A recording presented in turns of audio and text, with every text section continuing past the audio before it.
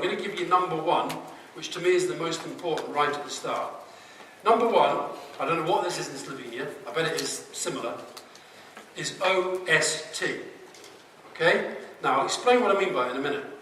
I'll explain by way of saying this. If I say to you,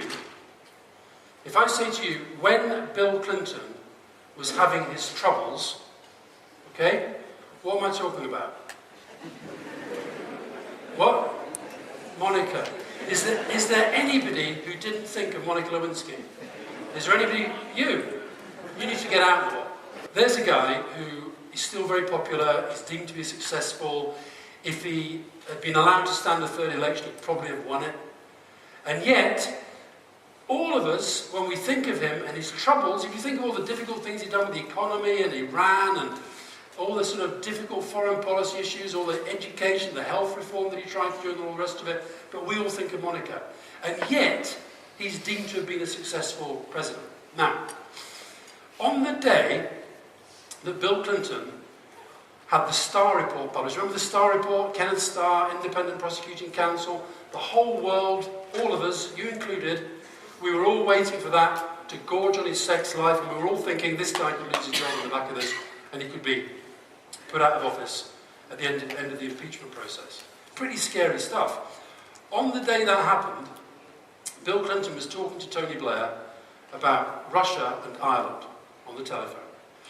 And at the end of the phone call, I was listening in, and at the end of the phone call I said to Tonyja Blair, that was pretty impressive.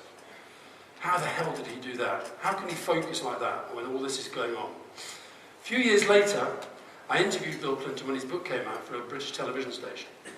And I said to him, do you remember a conversation you had with Tony on the day the Starr Report was published? And he said, yeah, we talked about Russia and Ireland, because he's got a photographic memory about politics. I said, how the hell did you do that?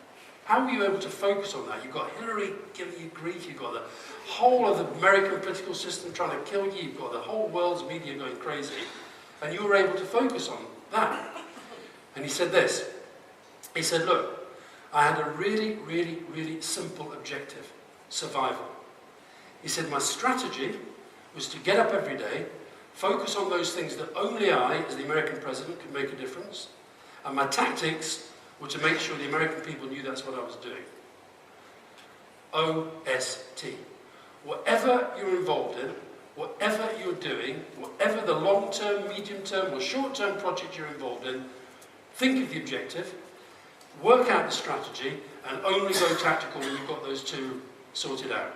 And that is my first rule of leadership, it's my first rule of anything. The second one is it's not a strategy until it's written down.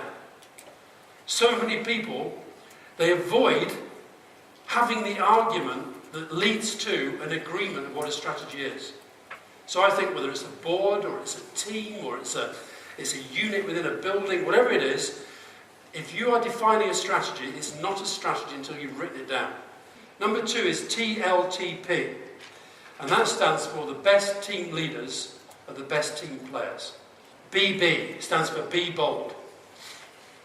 Particularly now with this kind of change landscape that I talked about, where the concept of stakeholders changed and the way the media operates has changed, boldness is the only stuff that will break through to the public and will break through and succeed.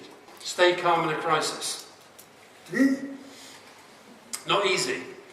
The most important insight I can give you into that is that when there is a crisis, people really, really, really look to the leaders, even more than they do in normal times. LBL stands for listen but lead. Now there are two, I think, I've seen a lot of leaders around the place, I think there are two styles of leadership. There's listen but lead, and there's listen and lead. And the difference, I hope, is fairly obvious. Listen but lead means you do listen, you take into account other people's views, other people's analysis, other people's opinions, but once you've made a decision, you lead in the implementation of that decision. Patience can be a virtue. And the problem is actually patience is a virtue. I've adapted that. Patience can be a virtue. Sometimes patience isn't a virtue. Sometimes you do have to do things very, very quickly and very, very suddenly. But what it means is that if you do need to take the time to take a decision, take that time. This is my card, and this is the only one with numbers. I'll explain the numbers, because otherwise it makes no sense at all. The numbers are 3-1 / 1-18. The reason that's on there is that is the positive to negative ratio in British newspapers analysed by a Scottish academic for 1974 and 2003 respectively. So let me just repeat that. In 1974, the positive to negative ratio was 3 positive to 1 negative. Okay, so if you picked up a newspaper in 1974, you saw 3 broadly positive stories for every 1 broadly negative. In 2003, you saw 1 broadly positive story for every 18 broadly negative. HAP. Now, I don't know if this translates at all, but it stands for put your head above the parapet when the shit is flying. So how that translates, I have no idea. But put your head above the parapet means put your head above the parapet. Be prepared to be attacked. Be prepared for people to have a go at you, to say, no, you're wrong. Be prepared to explain. And so much of leadership in the modern age is about explaining the decisions, arguing for what you're trying to do. So get your head above the parapet. You can do all these points of leadership, and you can do them pretty well. You still might lose. Politics, you still might lose an election. Business, you still might have a big bad competitor come over and knock you out.